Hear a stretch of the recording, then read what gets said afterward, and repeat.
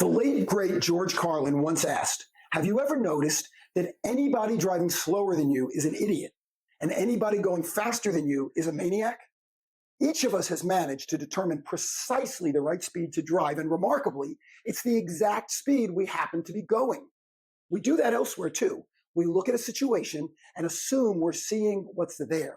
We form an opinion and assume the facts led us there. And when someone sees things differently, it's awfully tempting to wonder, what's wrong with them?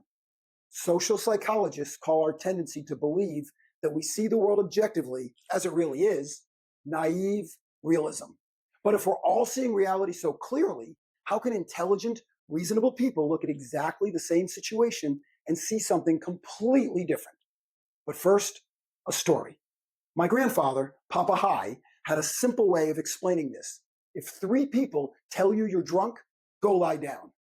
I doubt Poppa Hi spent very much time reading social psychology journals, but he knew that when the same information comes back from different directions, it might be worth paying attention.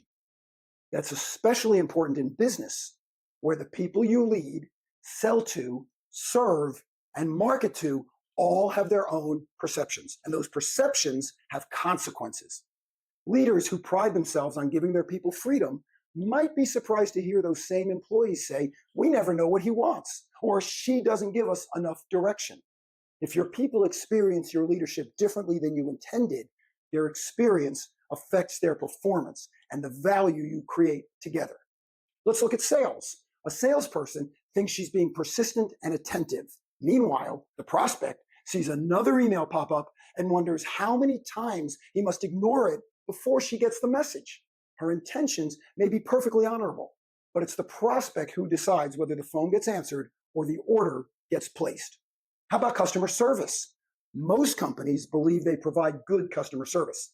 Then your flight gets canceled, your order doesn't arrive, or your credit card is charged twice, and you discover what the company actually does when you need them.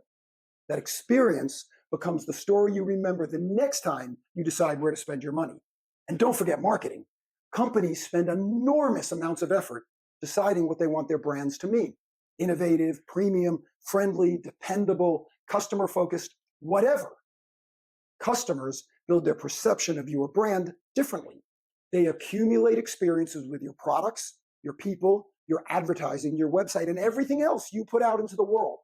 Those experiences become your brand.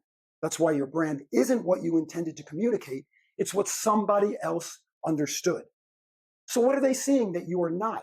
One employee, one prospect or customer might be wrong, but when the same message keeps coming in from different people in different places and different ways, it becomes harder to dismiss. Maybe the useful question is, what are they seeing that you're not? Or as my Poppa Hi put it, if 3 people tell you you're drunk, go lie down.